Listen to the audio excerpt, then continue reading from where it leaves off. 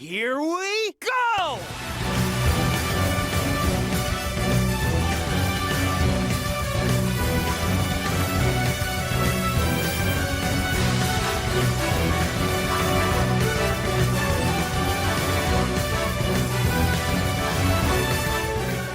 Hey, what's up, Blue Blurs? This is GamerBlake90, proud chief of the Blue Blurs, here to present you with the second episode of my playthrough series for Sonic Colors Ultimate on the PlayStation 4, as we continue on with the Sweet Mountain Zone.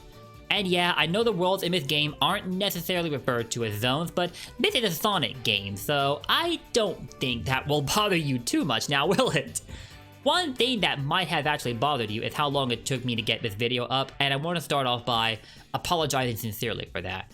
There's a couple of reasons why, and I'll go over them real quick. First of all, my commentary. It wasn't meeting my personal standards. I'm a heck of a perfectionist when it comes to that. I don't want to just slap commentary over a video and then rush it out for the sake of posting it. That's just not how I work. I want my commentary to be somewhat meaningful, you know? Like, I want to have fun at the same time, and that is what I'm doing, but I also want you to take some knowledge away from these videos whenever I throw them out there, even if it's something like a playthrough. So yeah, it wasn't meeting my standards, and I was going nuts on how many times I actually re-recorded this stage. Like, I almost gave up at some point.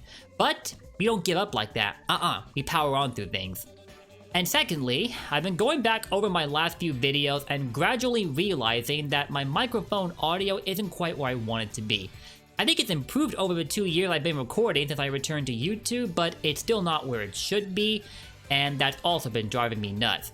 It doesn't help that my setup isn't the greatest, and that my room was not built with recording in mind. So to that end, I got myself a pop filter set up. You might have noticed it from the webcam feed, this little guy right in front of me.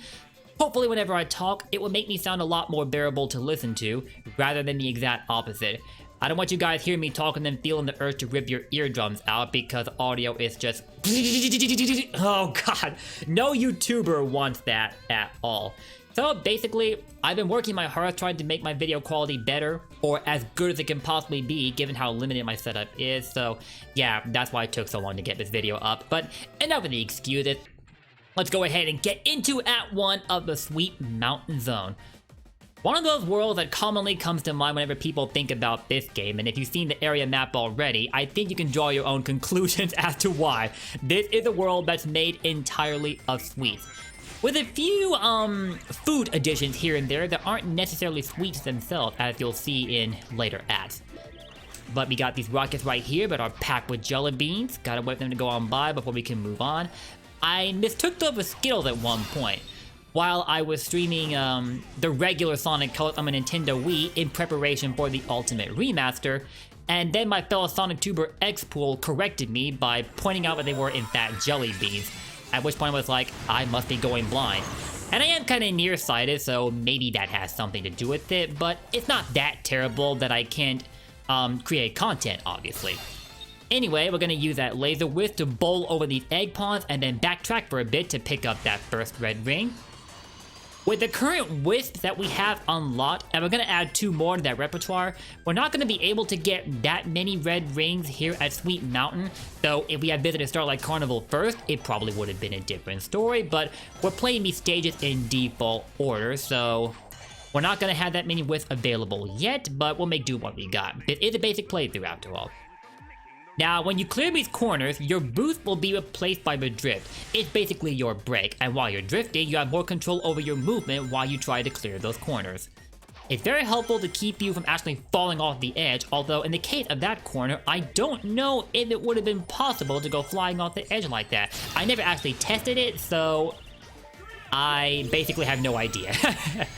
And I mentioned X-Pool a bit ago, so I'd like y'all to go and check his channel out. He's got some superb Sonic content that I'm sure you will enjoy. Actually, all of my fellow Sonic tubers have superb Sonic content, and there's so many of them to recommend that I can't even list them all in one video. But I will name drop them here and there, and hopefully you guys will go and check their content out because they put so much of their work into it, and they definitely deserve your support. And speaking of the support, thank you guys for the support that you've been showing me. It's really appreciated. We're getting close to 1,000 subscribers, which I still can't believe I'm even saying that, especially having started over after having a channel that had like, what, 60,000 subscribers. I didn't even think I'd make it back to this point, but you all made that more than possible, so y'all rock. If I could go to this planet and give y'all the candy that's on it, I would. But, I unfortunately can't pull that off. But I think y'all get the sentiment. Anyway, we got the drill whip unlocked, and we can use it to burrow underground, but you need to be careful, because if your Wisp gauge, that's the gauge below left, replacing your boost gauge, runs out while you're underground, you will actually die. And it's one of the few things in the game that the tail save cannot protect you from, so keep that in mind if you don't want to go losing all your rings or the red rings that you've collected without touching the checkpoint, as you will actually lose them if you die, and Tails doesn't come in for the save. So worth pointing out. Oh, red ring! Yo! That's the second red ring. I didn't even know it was here. So, okay, I get what's going on here. So every time I come here, I've been skipping over that red ring by coming down here, yeah, and passing through this tube, which you can do while using the drill whip. That's why I've been skipping that second red ring so much. Okay. Okay. We need to hurry though. I gotta get that drill whip so I don't die. And don't worry about the visual effects of the dust behind us. That's just the ground closing up. Those aren't actually enemies coming your way. But that said, there will be badniks popping up here and there while you're underground, although you can attack them by ramming into them in drill form. Some enemies though, you can't seem to defeat like that, because I've actually been taking damage for even trying to do that. There's one enemy brand in particular from the boss act, I think, that I can't really seem to attack outright using the drill whip. Either that or I'm not using it correctly. I think it might help your case to boost while using the drill whip, because then it becomes an attack and it gives you a hitbox state. So we'll have to try that. Okay, so we're in a 2D platforming section. I'm backtracking a bit, trying to see what all I can find, but so far not that much. So here we go, a park token. That's right there. Oh crap, we didn't have a laser wisp. I wonder what those crystals would have taken us to. It's alright though. But, something I should point out. I have kept to a promise I made in my last video by switching up the cosmetics before we jumped into Sweet Mountain. You might not have realized it because, well, they're kind of hard enough to don't pay attention, but this aura will help fix things a little bit. That's the floral aura I've got on Sonic, along with the silver shoes, the tie-dye gloves, and whenever he boosts, he has the light boost. The silver shoes are among the deluxe edition wearables. Everything else, however, is unlocked, and I'll be randomizing the collectibles in between each stage to spice things up a bit. But yeah, he's looking really cool.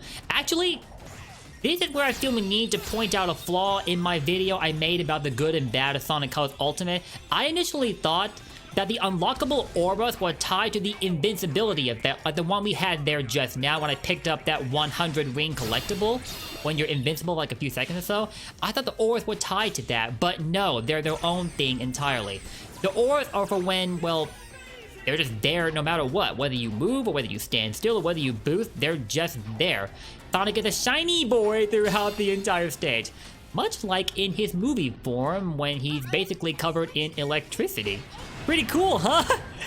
I actually prefer this with the auras. I'm glad they aren't 100% tied to the invincibility. I think it's really awesome. Okay, so we gotta duck under here once in a while to avoid those rockets. And is that fruit juice inside those canisters? Delicious. Ah, no, Sonic! You had to pick up that red ring before you broke that Wisp capsule, bruh! That's the irritating thing about the homing attack and— ooh! Did we see to get an S rank? That doesn't typically happen if you don't get all the red rings, but evidently I'm too good for this game. Okay, that's an awesome start. I'll take it. But that's an irritation with the homing attack and the double jump being matched to the same button. If a targeting reticle comes up and you try to double jump, you're gonna get the homing attack no matter what. In some cases that will work in your favor, but in others, when you want to manually switch between the abilities, it can be kinda annoying.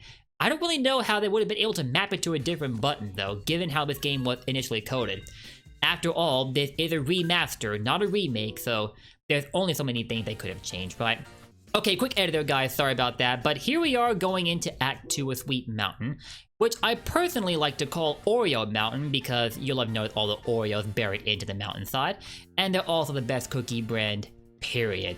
If you disagree with me, you got poor taste. But seriously, let's go ahead and get right into it. We're gonna run past this wall right here. And chocolate waterfalls, bruh. I wanna go for swimming all that sometime. That actually reminds me.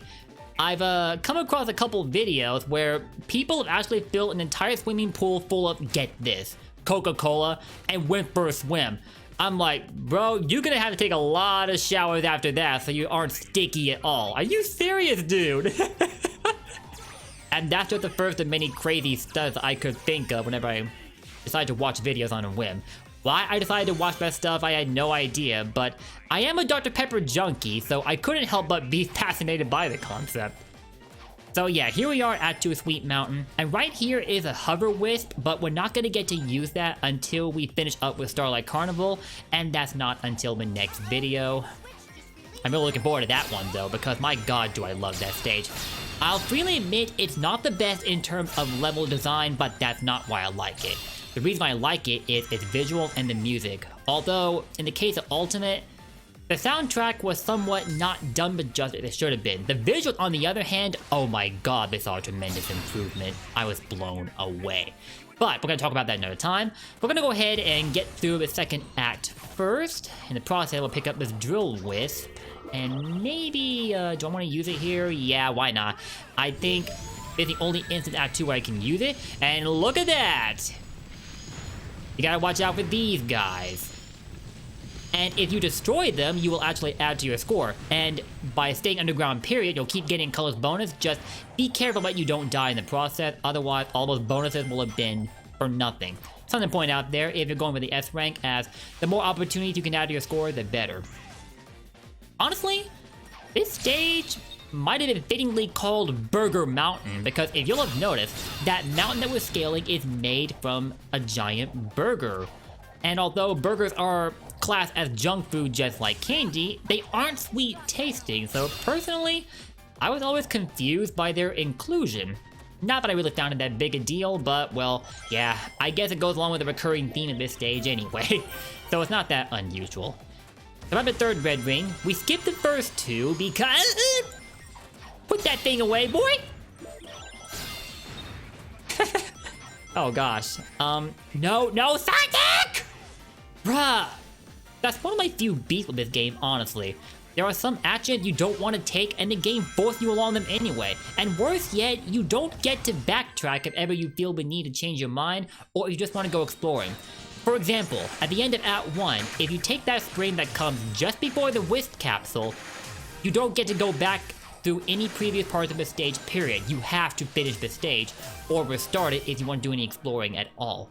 That's always annoyed me, so yeah, I really hope this doesn't become a thing for future Sonic games, including Sonic Rangers. That never sat well with me. I want to freely make the choice to explore wherever I choose, okay? So hopefully to dial that back. Although, that was in the original Sonic Colors 11 years ago, and I don't think that was an element of level design they backed off of entirely for games like, I believe, Lost World and definitely Sonic Forces. Anyway, my rambling aside, let's go ahead and get into Act 3 of Sweet Mountain. Had to make another quick edit there. Hopefully that does not become a regular thing in my videos. I'm trying not to let it be like that. But it's frustrating at times, but the only way to get good at it is to keep doing it. So yeah, here we go. Act 3 of Sweet Mountain. This marks the halfway point in the stage, and also the last time where we'll be hearing the new music for it. And you know, I never really talked about the remix all that much, did I? It's basically what I said in the good and bad of Sonic Colors Ultimate. The remixes are a hit and a miss for me. There are those I really adore, like the remix for Reach of the Stars and the final boss theme. Oh my god, I didn't express as much in my initial live stream last week because I couldn't hear it very well over all the sound effects, but then I got to listen to the music in the Option Satellite, and honestly, it may be that time where I had to go and edit my intro for YouTube to have that remix. The original music is still powerful, but if it was possible to surpass your work from 11 years ago, I think that remake was an example of how to do it. It was amazing. And then you get remixes like Sweet Mountain.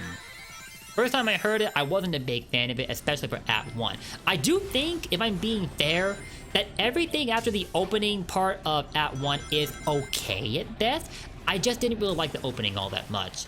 Actually, I think the first 3 stages in this game suffer from a feeling of being held back as far as the music is concerned. This is especially noticeable in Starlight Carnival, and I'm not looking forward to hearing the music for the first half of that stage, but it is what it is.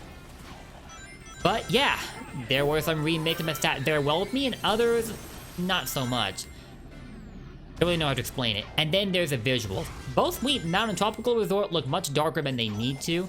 I get why that was the case with Tropical Resort, and I guess I do with Sweet Mountain as well, because you are playing in the sunset, so of course there would be a lot of shading, but I feel in some cases it was a little overdone.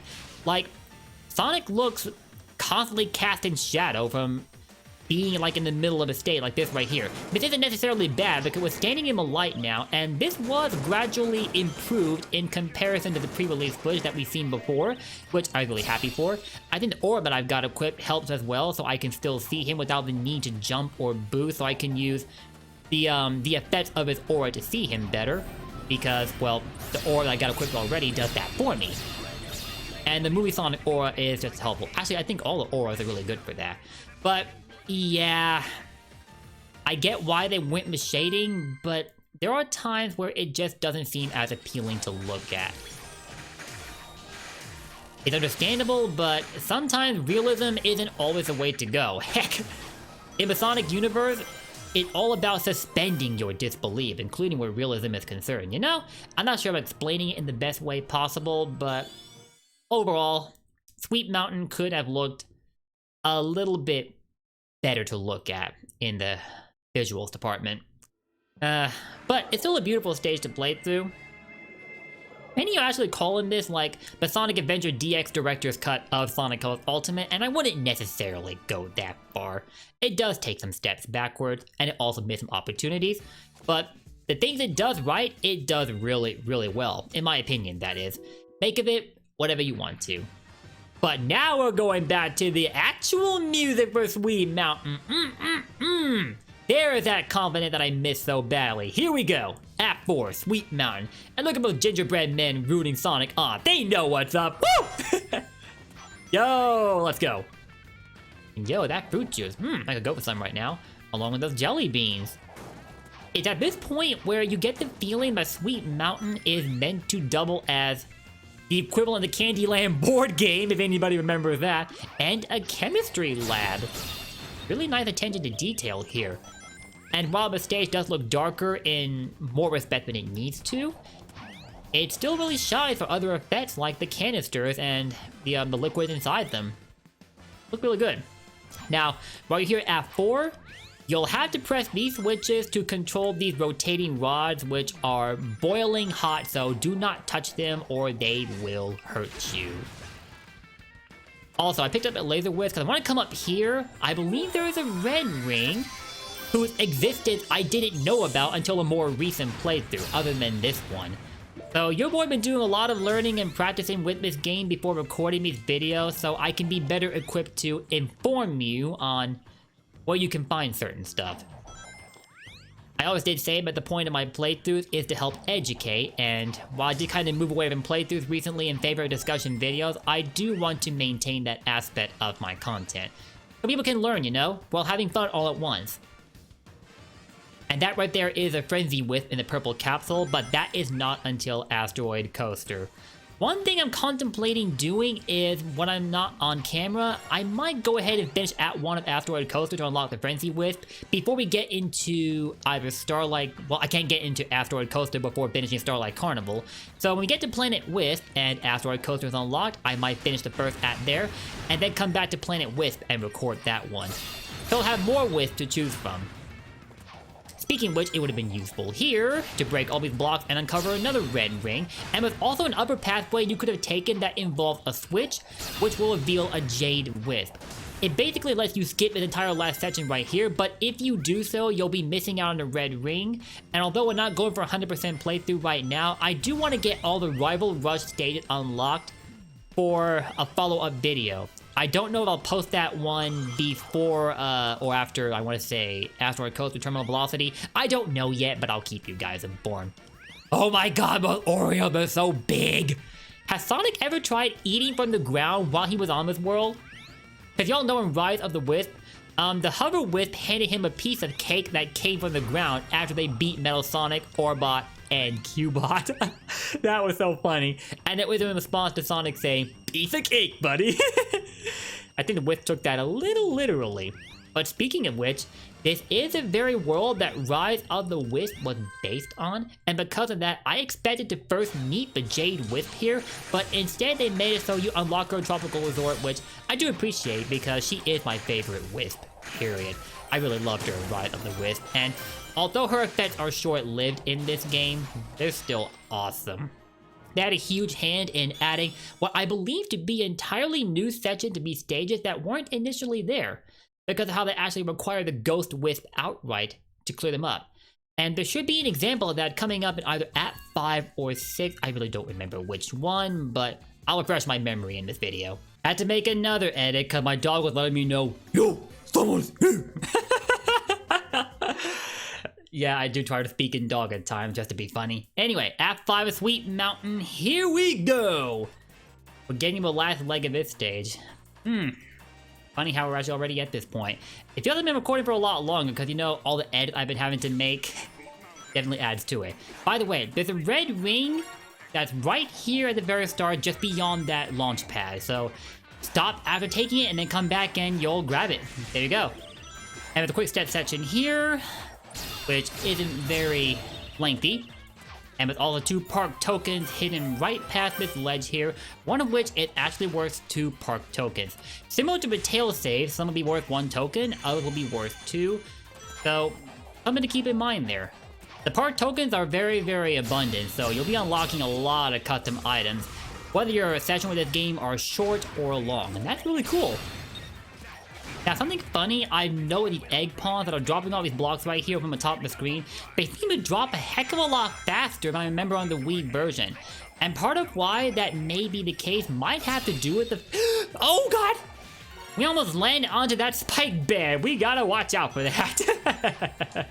And that's one reason I don't like the stages being as dark as they are. Even those can be a little difficult to see themselves. Not in this case, really, but in others, well... yeah, not like spike beds are a common sighting anyway, in comparison to classic games. There's also a Cube Wisp, but that too is not usable until Starlight Carnival, which is a shame, because you'll see all the blue ring blocks that there could be a lot of surprises here for us.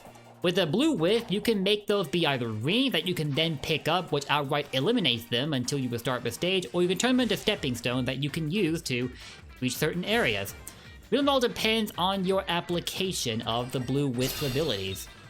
Now let's see, I'm gonna come over here, grab that, and for grabbing this red ring, I can't double jump here without triggering the homing attack, so we're gonna do that wall jump instead to grab that 3rd red ring. And then for these guys, you wanna homing attack them to make full use of their mobility, and if you move fast enough when you grab onto them, they will launch you up to higher areas, including this one right here. So yo, you're really fun to play around with. Now this red ring we cannot grab yet. I don't think anything I can do will change my situation. That really sucks. Talk about a tease! But hey, I want to show you something funny here real quick. Like, this game was initially built to be widescreen, so if you'll notice, the blocks are actually disappearing when you go off screen. I mean, well before you go off screen, they'll start disappearing right away, and then they'll just come back from thin air. Like, you see this? If you look at in the lower right, you should be seeing it. That's some weird stuff, isn't it? I guess they didn't entirely rewrite the blocks to make it so the game probably detects them actually being off screen, because they vanished well before that. And then they reappear when you get close to them. It's nothing that really breaks the game, honestly. It's just a funny thing with the visuals that I wanted to highlight, you know? Well, not with the visuals, but you know what I meant. Well, the tail save up there, but it's trapped inside the ground, so we cannot get to it. as well that last red ring, so we're gonna have to settle for speeding on to the finish. Going through the burger tunnel! I wonder, is any of the food on this planet edible at all, or is it just in the shape of food? Because if it's not edible at all, that would really suck, because I want to take a bite out of that Kit Kat bar to the right now. Bruh. God, this world is so amazing for its concept, really. It's definitely one of the more memorable worlds whenever you talk about Sonic Colors. And it further enhanced the Saturday morning cartoon feel that the game came with. I'm sure the common description for people that grew up playing this game, this is one of those games I grew up with because I didn't get to finish Colors until last year, so I was deprived of that opportunity. The games I would say that I grew up with would be the classic and the adventure games, obviously, cause like, bleh, I can't talk right now. Cause I was born like a year before the Sonic series actually launched, so it should be easy to do some basic arithmetic as to how old I actually am. It's depressing to think about. With that, guys, here we go with Act 6 of Sweet Mountain, the last stage before we get to the boss act. If I remember right, this should be that section where you'll need a Ghost Wisp to get that last red ring, and it also leads to something else that I didn't know was a thing. In fact, it probably wasn't a thing in the original game 11 years ago. We'll talk about that later though, but speaking of the Jade Wisp, we're gonna use it right now to go underneath here.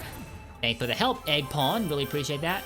We'll pick these collectibles up, and then we'll slide underneath this wall right here, so that we'll drop down here, get these super rings, and then prep a switch for a red ring along with another Ghost Wisp, and there you go. That's how you pick up the first red ring, which I believe was relocated in this stage. There's a fair number of red rings whose locations got changed up here and there for the purposes of Ultimate, largely because of the Ghost Wisp, and I thought that was cool. I didn't think it would be so common an occurrence for Ultimate, because you don't typically think of levels being changed up to that degree for a remaster, which is just meant to bring the game's visuals more in line with today's technology. But wow, with a tail save, Rival Rush, and some other things, they've been going much further with this remaster than I had expected Blind Squirrel to do. And that is awesome. By the way, there's a tail save up there, but I have no idea how to get to it because the game will not let me jump off that wall that we just slid under for whatever reason. I don't know if I'm messing up or if they're not meant to be jumped off of. That's really weird though, but oh well. All right, here we go. Speed up. What's up? Oh yeah, another red ring. That one's a little tricky to get without the cube with, but you can pull it off. I'll talk about cubes though. We got these coin blocks right here, which are pretty fragile. You can stomp through them, jump through them from below, you can boost into them, and these guys can also shoot them aside. But whenever you destroy them, they'll just respawn, so they're never gone at all. And in this case, that is a good thing, because that served as a useful stepping stone to getting us that last red ring. Well, the fourth red ring, I'm sorry, not the last one. But we will be closing in on the last red ring because we're actually near the end of the stage already. You can— No! Sonic! No!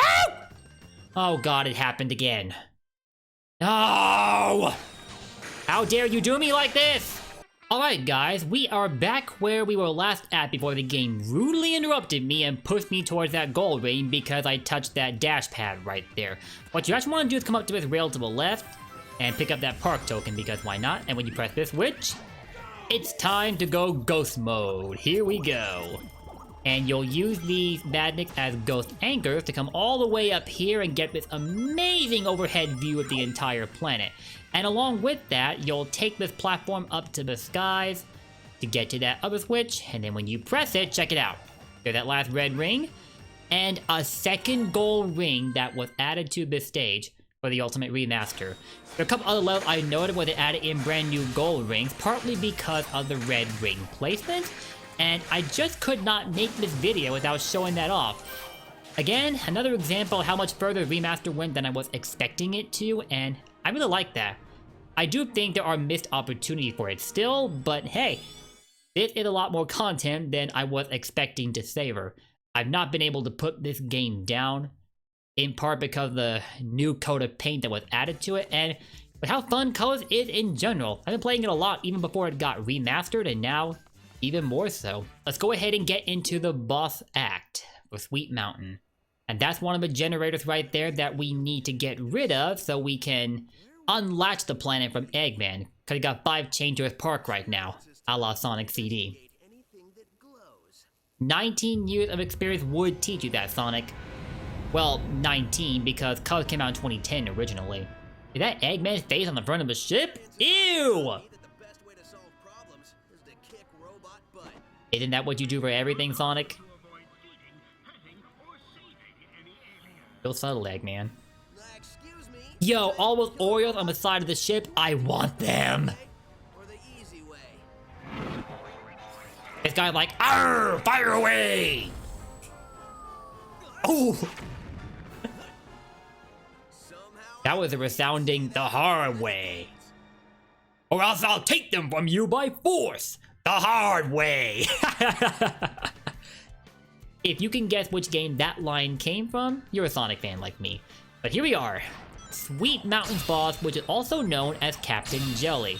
And fun fact, aside from the big boy, which is what Eggman called the Ferris wheel at Tropical Resort, and presumably Planet Wisp, I never knew the names of any of the bosses in this game up until I looked up the soundtrack after we got the remixes for the boss in Colors Ultimate, or 2 of them anyway, because all the soundtrack got remixed, including the final boss.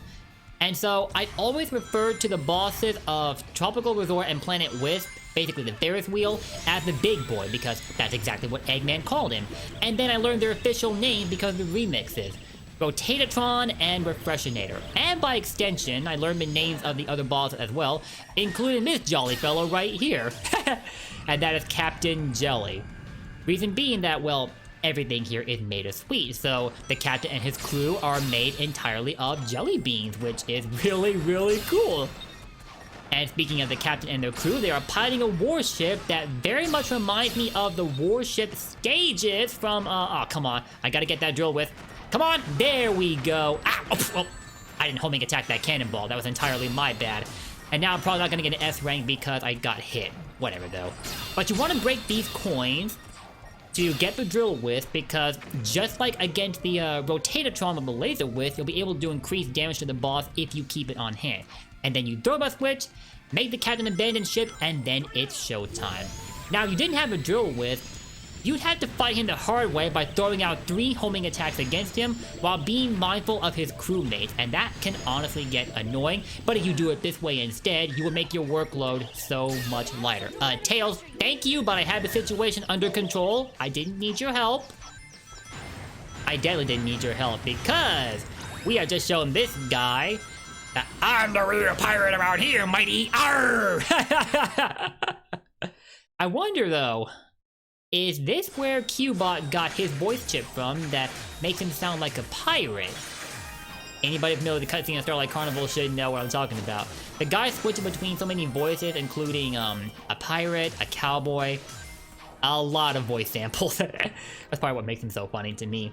Anyway guys, we pull out the S rank miraculously after getting hit. I guess picking up 76 rings helped with that. Along with staying underground while using the drill wisp, as that will add to your score by simply being underground. And it also helps that we took out quite a number of enemies down there, that too add to our score, and it was definitely how we got this S rank. So a couple tips here and there for you guys looking to get 100% playthrough, even though we aren't attempting one right now. I thought I'd drop them anyway.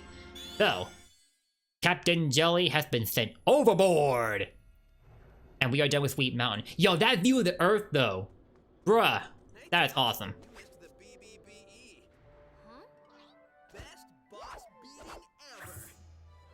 I'm not feeling it, Sonic. Is Yacker giving you any more information or limericks or whatever it is he's spouting? Well, first, remember this translation stuff isn't 100%. Yeah, I remember Mr. Underwear to be worn by Salad. These aliens are made up of a really powerful energy source called Hypergoons. What's inside of them? Like a battery? No. Well, sort of. It is like their battery, Tails. You only got a taste of it. Look, Oh, sorry. sort of an My headset off there. The funny thing, it was first translating as horrible. Ooh! Sonic, take a shower, bro. Seems an evil man, and you might know him, who they call Baldy. Oh, this is where Baldy McNosehair came from. Best thing I've heard all day. Trust me, Sonic, we all do. I know. I've already written it down. Anyway, Tail, if your memory's short, why would you need to write it down? their power and using it for an evil Aquatic mammal. dolphin? No. Yo, a dolphin. Like the emulator that people use to run this game for the upscale graphics. Working on it. I wonder if Sega knew about it before making this game. Hey, where are you? Heck, how long was Dolphin around? Baldy McNosehair, of course. I'm totally calling him McNosehair. Yeah, the Baldy McNosehair quip is not exactly everybody's favorite joke, and I can honestly see why, but personally I think it had its charm. Not anywhere to the extent of the various other jokes that Sonic cracked whenever it came to Eggman, but yeah, Baldy McNosehair isn't one of the more popular jokes for him, but it kind of became a recurring theme for the last decade. Well, part of the last decade, anyway. I wonder, did Sonic ever call him Baldy McNosehair in Sonic Forces? I need to play that game again and check, even though I'm not terribly fond of it personally, but let's not worry about that right now. So guys, that's it for this video, and I'm going to give y'all a preview of the next stage we will be playing in the next episode, and that is my personal favorite, the Starlight Carnival. Not the best stage level design-wise, but visually and musically, that more than makes up for it. Especially in Ultimate. Like, bruh, look at this. This was everything I ever imagined how a reimagined Starlight Carnival would look. This is... I don't know how you could look at this stage and not like it, honestly. I really don't. This, to me, is single-handedly the best stage about Sonic Colors. But, Aquarium Park, it also makes for good competition with Starlight Carnival. And definitely Planet Wisp, too. I don't know why I would not bring that one up. It was the stage chosen to represent this game in Sonic Generations, after all. Where the DS version got Tropical Resort, although I did not like it there. Ugh. And you'll find out why when the day comes I do a 3DS playthrough for Generations. But that's for another time. That's it for this video, people. Thank you all for watching, and hopefully my commentary will satisfy me enough to actually have this video up for a change, because after the number of hours I spent recording this and re-recording this, I need a break in my luck. But hopefully you all enjoyed this video, and if you did, it definitely helps this channel if you take a second to drop a comment and a like, a lot more than what you know, and it only takes a second of your time, so please be sure to let me know what you thought. And if you like my content and want to keep up my playthrough with Sonic Colors Ultimate, live streams or local recordings included, just hit that sub button and ring that bell so you all don't miss out on anything. Hope you all enjoy Sweet Mountain, and I will see you next time for when we go through the Starlight Carnival. Until then, peace out, blue blurs for life, and take care. And while you're at it, beat some enemies if you can to add to your score, and then not be an idiot like me and fail to hit the... oh my god.